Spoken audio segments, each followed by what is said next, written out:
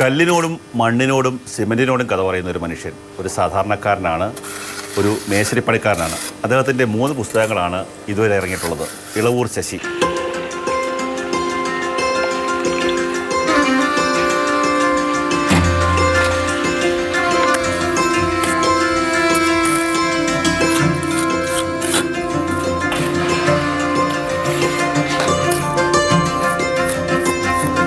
മഞ്ഞകാലത്തിൻ്റെ ഓർമ്മപ്പെടുത്തലുകൾ എന്നോണം കോന്ത്രയുടെ ശീലങ്ങളിലൊന്നായി കഴിഞ്ഞിരുന്നു.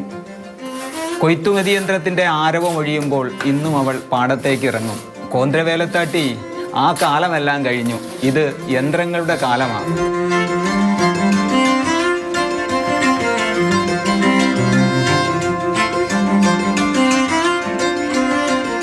ചേട്ടാ പണിയിലാണോ? അതെ. എന്തുണ്ട് വായനദിനമൊക്കെ ആയിട്ട്? വായന ദിനമായിട്ടും ജോലി എന്നുള്ളതാണ് ഏറ്റവും പ്രധാനം. അതിനോടൊപ്പം എഴുത്ത് കൊണ്ടുപോകുന്നു. ഒരു കയ്യിൽ കരണ്ടിയും മറു കയ്യിൽ പേനയുമാണ്. അതെ അതെ.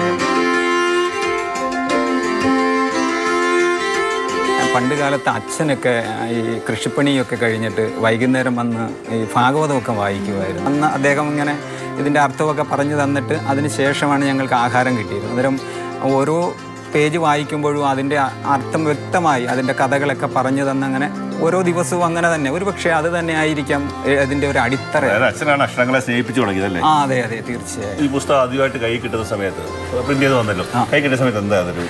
തീർച്ചയായിട്ടും അത് മണത്ത് നോക്കുകയാണ് ആദ്യം ചെയ്യാൻ. അവർ കാണാതെ മാറി നിന്നിട്ട് ആദ്യം നിലവിളിക്കുകയാണ് ആ ഒരു സന്തോഷത്തിൽ. കാരണം എന്നെപ്പോലെയുള്ള ഒരാൾക്ക് ഒരിക്കലും ആ പ്രാപ്യമായി ഇതങ്ങനെ കിട്ടുമെന്നൊന്നും ഒരു ഇതുമില്ലായിരുന്നു. ഇങ്ങനെ പഠിക്കൊക്കെ പോകുന്ന സമയത്ത് പുസ്തകം കൊണ്ടുപോകായിരുന്നു. അതെ, ഞാൻ പണി സൈറ്റിലൊക്കെ കൊണ്ടു നടക്കും. അങ്ങനെ ഞാൻ ഈ സൈറ്റിൽ കൊണ്ടുവന്നിട്ട് ആദ്യം പുസ്തകം നിരത്തി വയ്ക്കും എൻ്റെ ഒരു സന്തോഷത്തിന്. അപ്പോഴ് ആരെങ്കിലും വന്ന് ഈ ഭിത്തിയിൽ വെള്ളമൊക്കെ ഒഴിക്കുമ്പം അത് നനയും. അത് കാരണം ഞാനിപ്പം ബാഗിലാണ് വെക്കാറ്. എപ്പോഴായാലും ഞാൻ എവിടെ പോയാലും ഞാനൊരു ഒരു പരിപാടിക്ക് പോയാലും എൻ്റെ കയ്യിൽ കുറേ പുസ്തകങ്ങൾ കാണും. കൊണ്ടുപോകുമ്പോൾ ആൾക്കാർ പുസ്തകം വാങ്ങിക്കുമായിരുന്നു, കുറച്ച് പേരൊക്കെ പരിഹസിക്കും. അത് അങ്ങനെയാണല്ലോ, അത് അവരിൽ നിന്ന് വ്യത്യസ്തനായതുകൊണ്ട് എപ്പോഴും ഒരു വിചിത്ര ജീവിയെ കാണുന്ന ഒരു അനുഭവമാണ് എപ്പോഴും ഉണ്ടായിരുന്നത്. വൊക്കേഷണൽ ഹയർ സെക്കൻഡറി വരെ പഠിച്ചിരുന്നു. 1 വർഷം അപ്രന്റീസായിട്ട് പുനലൂർ ഫാം കോർപ്പറേഷനിൽ ജോലി ചെയ്തിരുന്നു. അതിനുശേഷം പഠിക്കാനൊന്നും കഴിഞ്ഞില്ല. പിന്നിട്ട വഴികൾ തന്നെയാണ് ഈ നമ്മൾ നടന്നു പോകുമ്പോൾ നമ്മുടെ ഈ നിഴലില്ലേ, മുന്നിലെ നടത്തിക്കൊണ്ട് പോയി കഴിഞ്ഞാൽ നമുക്ക് എപ്പോഴും അതിനെക്കുറിച്ച് ഓർമ്മ കാണും. അതുപോലെ ഞാൻ വന്ന വഴികളെല്ലാം എനിക്ക് എപ്പോഴും വ്യക്തമാണ്.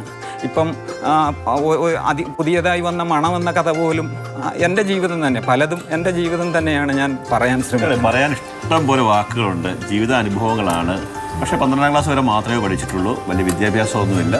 അദ്ദേഹത്തിൻ്റെ അച്ഛനിൽ നിന്ന് ആദ്യ അറിവുകൾ കിട്ടി, പിന്നീട് വായനയിൽ കൂടി കിട്ടിയ അറിവ് കൊണ്ട് 3 പുസ്തകങ്ങൾ രചിച്ചു കഴിഞ്ഞു. ഇനിയും ഇപ്പോഴും കഥകളും ചെറുകഥകളും ഒക്കെ തന്നെ കൂടുതലായി എഴുതുന്നുമുണ്ട്. ചേട്ടാ അന്നേരം പണി നടക്കട്ടെ, അത് ഗംഭീരമായിട്ട് മുന്നോട്ട് പോട്ടെ, ഇനി കൂടുതൽ പുസ്തകങ്ങൾ എഴുതാൻ സാധിക്കട്ടെ. ക്യാമറമാൻ ഷാനാസ് പരിതിനൊപ്പം കണ്ണൻ നായർ, മാതൃഭൂമി ന്യൂസ്, കൊല്ലം.